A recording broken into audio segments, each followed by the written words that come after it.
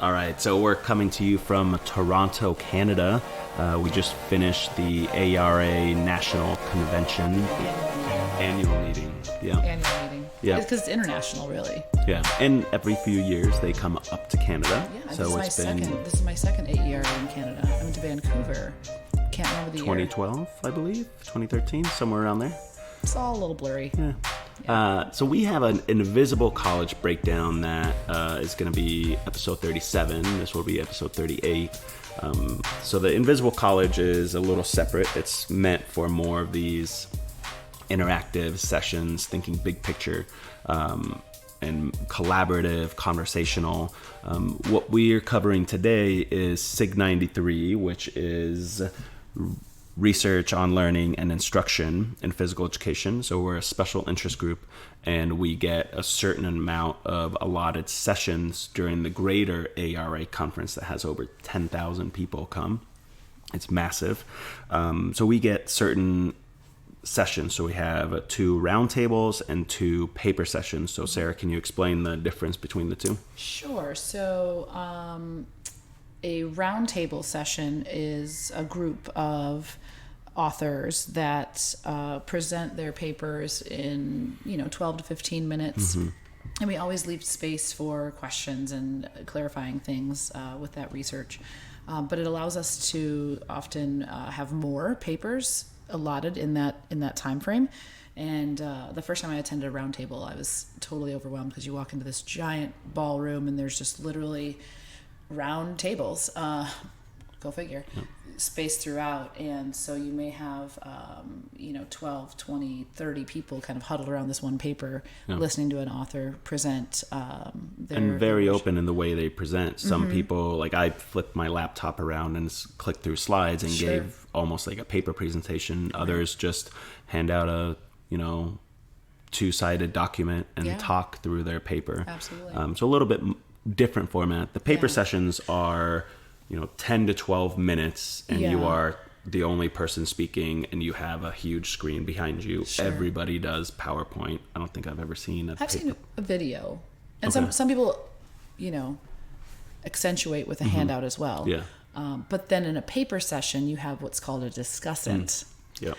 And the discussant gets access to all the papers ahead of time and reads through them and provides constructive criticism or critique of things, and then sort of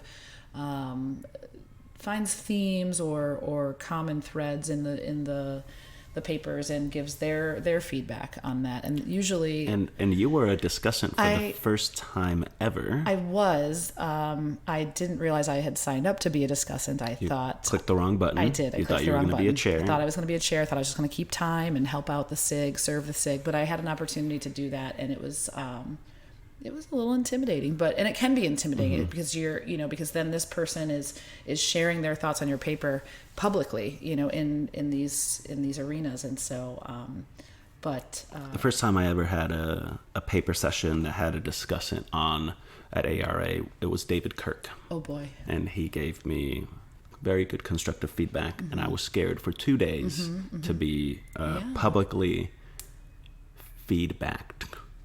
Yes. Feedback. Yes. I'm into these words that we create sometimes. But so let's go into the paper Sure, sessions absolutely. here and talk about what we covered. Absolutely. So there was a paper session on Friday afternoon, challenges and opportunities for physical education teaching and teacher education. And there were 5 papers in that session. The first was Effects of an Online Mastery-Based Resource on Movement Analysis Skills of Physical Education, Teacher Candidates.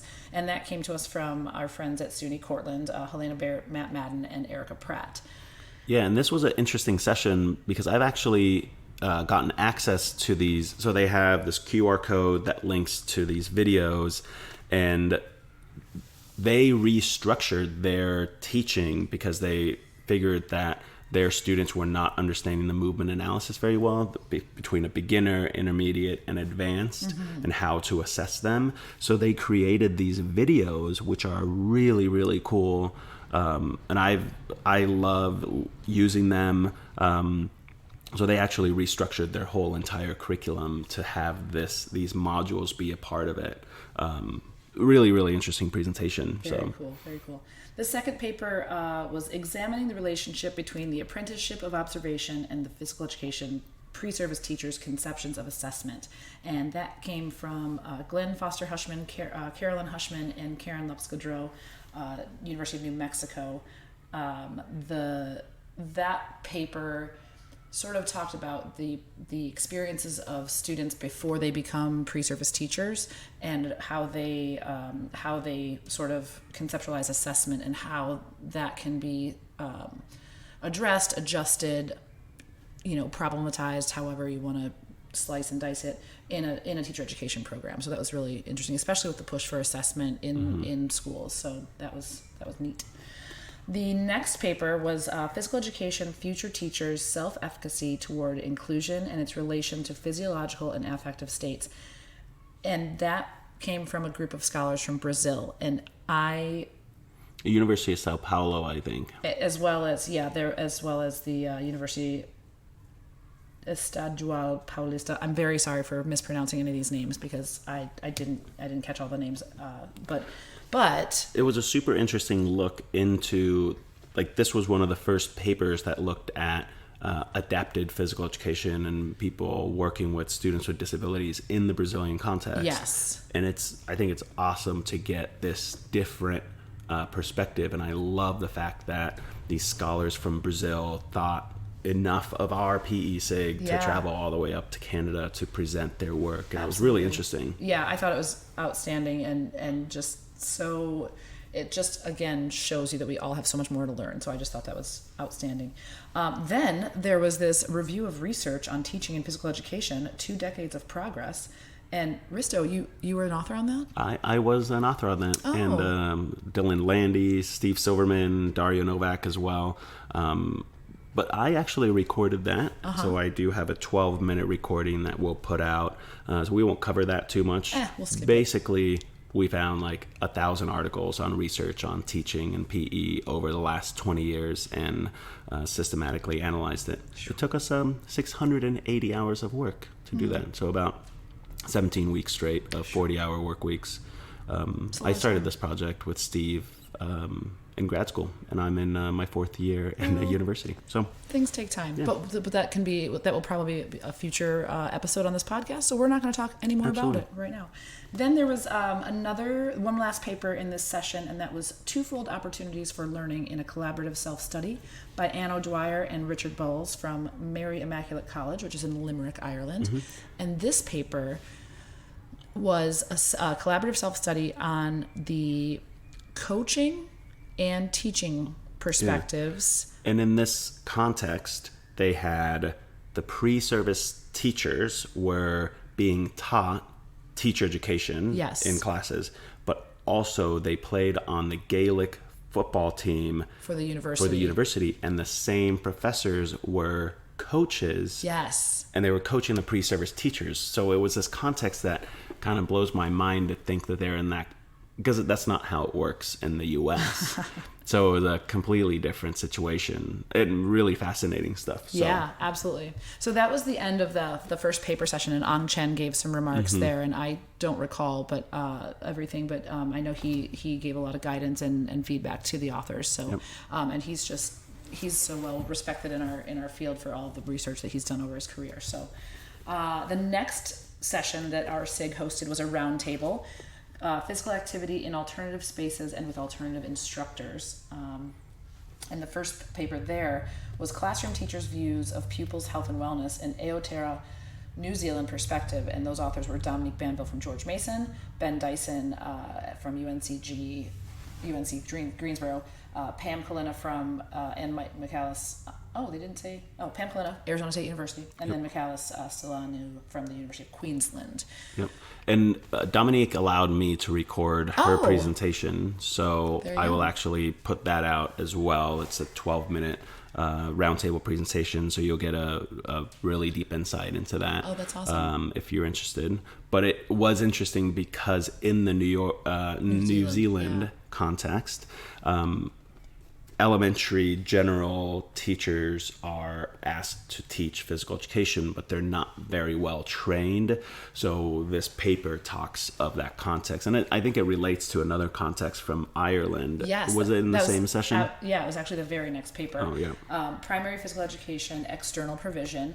I'm a better teacher, but she is better in basketball. And that was from Jessica Mangione and Missy Parker from the University of Limerick. Also Mary O'Sullivan from the University of Limerick. So in the Irish context, they often have, and it's not, there's no regular pattern from what from what I perceived. There are external providers that just come in and either help teach physical education or just take over and teach physical education. And so it's this very interesting situation that, of course, there are many things to consider and to... Yeah, and they talked about endogenous privatization and exogenous privatization, and their kind of conclusions were that as a consequence of this kind of situation in that specific context, the students' activity levels and participation became the sole focus of the curriculum, and talked about how it narrows the perspective of physical education. Absolutely. That was a really interesting paper. The next paper was Reach Harlem, Young Urban Boys Experiences in an After-School Physical Activity Positive Youth Development Program. Risto, your name's on this again. Yes, and I also recorded this, so we'll put this out. It's another 12-minute roundtable presentation. Can I give a shout out to all your authors, though? Yes, absolutely. Sure. So we had Risto, he's right here. Kelly Johnson from Baylor University, Sharon Rose Phillips from Hofstra University, Ray Frederick, Teachers College, and Brianna Meza, California State University, Fullerton. Yep, and Ray is now at Queens College. Oh, okay. And so he just started in January, and we started the REACH program together, and we've been working on this over the last 5 years, I think. Yeah. So we'll put that out as a separate podcast, so we won't spend too much time on that. Awesome. The next paper was Planned Detours, Identifying Barriers to Comprehensive School Physical Activity Program Implementation, from a group at Mary Lou Fulton Teachers College, Arizona State. So that was Shannon Mulhern, Pam Kalina, Kent Lorenz, Janelle Griffo, and then Michaela Stilanu. This was the CSPAP one, right? Yes, yeah, yes. So they talked about what the barriers to CSPAP implementation were perceived by teachers as the most limiting, and they talked about looked at if there were gender barriers in or gender differences in the perceptions of barriers, and they looked at different grade levels, so elementary, middle versus high school, and I think they came up with like 17 barriers that they listed. Yeah, lots of barriers to not only from the literature that they reviewed, but the expert validation from the teachers that they were working with. Yeah. Do our listeners, do they all know what CSPAP is? We have some CSPAP work. Senlin Chen came on and talked about it. Okay. Similar to whole school approach that Aaron Centeo talked about. So. Comprehensive School Physical Activity Program. Right? Yep. Okay. And backed by SHAPE and CDC as an approach. And we've seen actually a lot more research on this in the few conferences in the last few years. Absolutely. Then the last paper that was in this session was from a graduate student at Teachers College, Carrie Safran. We need to do a better job, the transformative potential of an after-school program. Yeah, and this draws from Carrie's 18-month visual ethnography that she spent in a after-school setting with youth in an urban environment who were in a strength training program. And Carrie brought in these two personal trainers to come in and talk to the group, which was interesting because... So I think the students had questions for the personal trainers, for the fitness professionals, that sort of blew their mind. And what ended up happening is that the personal trainers really struggled with some of these questions, because here the youth are having these issues and questions and concerns, and it sounds like the fitness professionals started reframing the way they approach personal training and fitness and all these things to be to better address the challenges that youth are facing. Yeah, and she talks about affect, which Dylan Landy does work in that as well. And I think we'll see a lot of really interesting papers come off of Carrie's work for sure. Absolutely. Yeah, I'm really looking forward to it. So that was the first roundtable session that we had. And we had another roundtable session called Students' Perspectives on Experiences in Health and Physical Education. And that had three papers. The first was Effects of a Comprehensive School Health Program on Elementary Student Academic Achievement. And that came from the group at Wayne State University that's been doing a lot of work in schools in Detroit and surrounding communities in Michigan. And then Aaron Centeo, who's now at University of Hawaii, Manoa. They worked with, they've been doing just a lot of amazing things there, but not only with physical activity, physical education, but also with doing research on like math and reading. They had these really short form, very accurate, valid instruments. Yes. Which that was the biggest thing that I took from there, of how they did small math and reading comprehension tests that they could give to students to measure their process. And actually they, without actually spending more time in academic settings, math and literacy, they were able to significantly increase those scores just through adding more physical activity breaks and adding more physical activity. And I mean, that group has been pushing out papers out of Wayne State for and years. I'm just going to read the authors because I want them all to feel like they've been recognized because the work is just incredible. So it was Aaron Centeo, who's now at the University of Hawaii Manoa, Cheryl Summers, Whitney Moore, Noel Kulik, Alex Garn from LSU, Bo Shen, Jeff Martin, and Nate McCautry, and all of those folks are from Wayne State University there in Detroit. So really a team approach and team science. Team science. Yeah. Was and Nate McCautry gave the SIG Scholar Lecture at our business meeting, and he talked about that team science approach, which was, which is such a great approach, and you can see the number of high quality papers that come from that approach. And just looking at things from so many different angles that can better inform just how we do what we do. Yep. So awesome. The second paper was Relationships Among the Learning Environment and Perceived Personal and Social Responsibility Learning in Physical Education. That was presented by Kevin Richards at University of Illinois Urbana-Champaign, but it was also co-authored by Paul Wright at Northern Illinois and Shirley Gray at the University of Edinburgh. And that, I recall that handout. Yeah, it was a lot of numbers. It was so many numbers. Tons of structural equational modeling and validation and arrows and just so many things with a lot of different elements. Yeah. Was this the paper with a TPSR? Mm-hmm. Yeah, as well? A TPSR focus. Yeah. And this paper, I think, is about to be published, so we'll probably have Kevin on to discuss this. Yeah, with Paul or Kevin, yeah. And then the next paper was The Importance of Learners' Attitude Toward Physical Education and Knowledge for Active Living, Evidence from 2 Middle Schools in 2 Different States. And that's from Yang Liu and Senlin Chen from Louisiana State University and Zhang Li Gu from University of Texas at Arlington.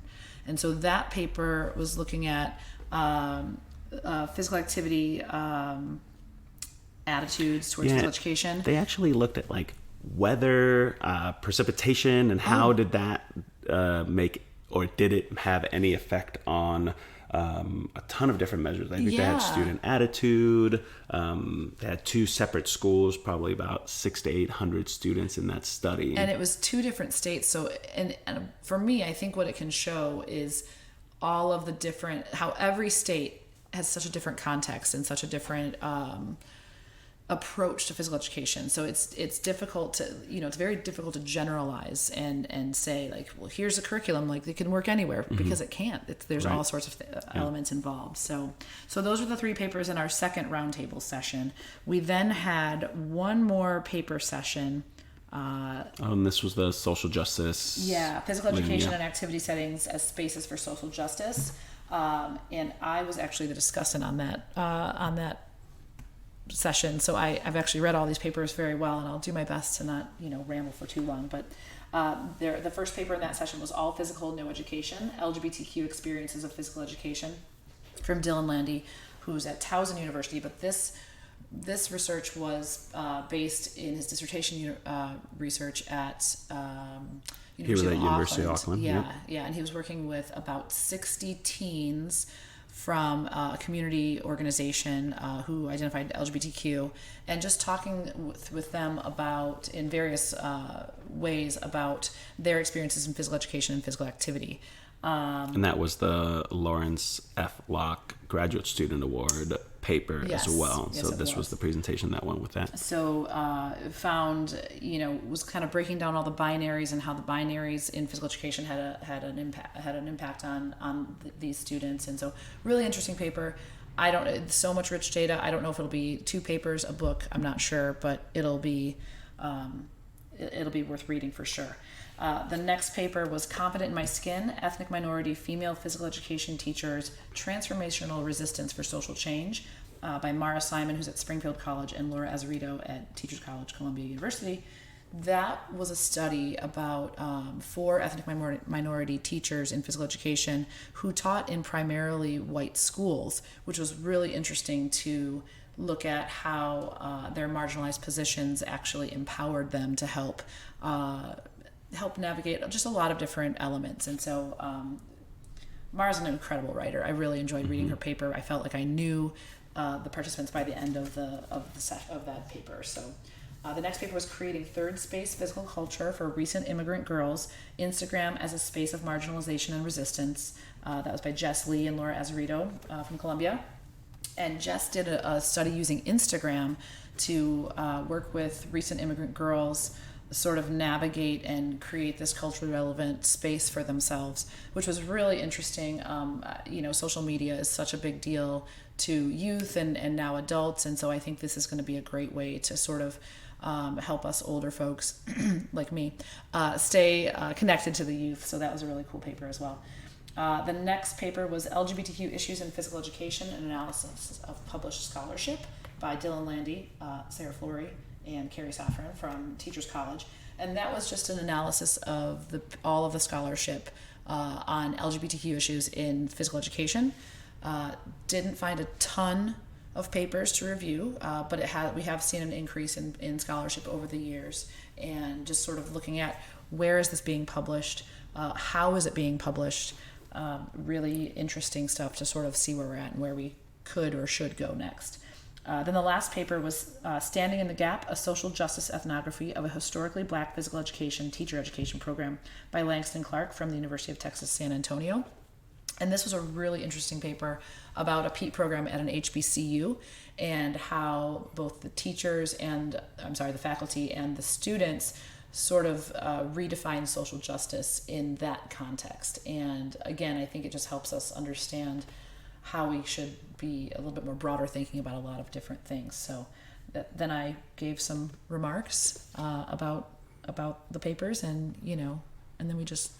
And then we had a SIG business meeting, which I remember talking to somebody about this in a different they're in bilingual education. Oh, okay. And so when I was in grad school, I don't think I went to the business meeting. I didn't understand how important it was. And this is for our SIG. This is where you get like the SIG Scholar Lecture, and it's super important. And I think for grad students like me, kind of not understanding what you're supposed to do at conferences, go to the SIG business meeting.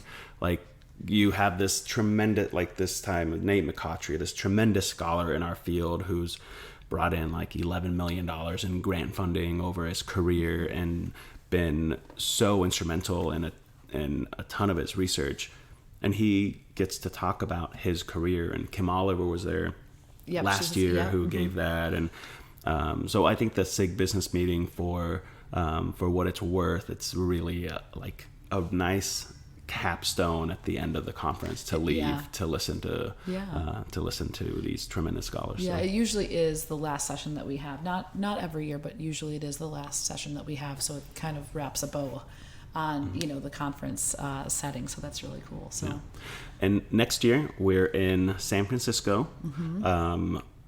The dates are somewhere April 17th to 20th, somewhere around there. Way to prepare for the podcast, knowing exactly what the date is.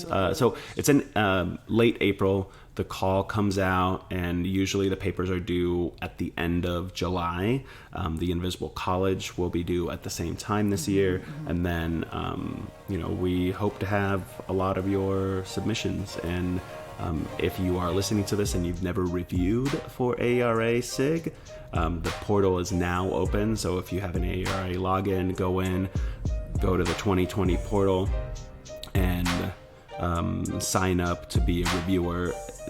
You have a month to review. You get about 10 papers. They're 2,000 word abstracts essentially, and really, really great way to see all of the cutting edge research that's available, and I've reviewed for the last couple of years and really enjoyed it. So Absolutely. all right, Yeah. that's what we got. That's what we got. We'll hopefully see your submissions in July. Thanks.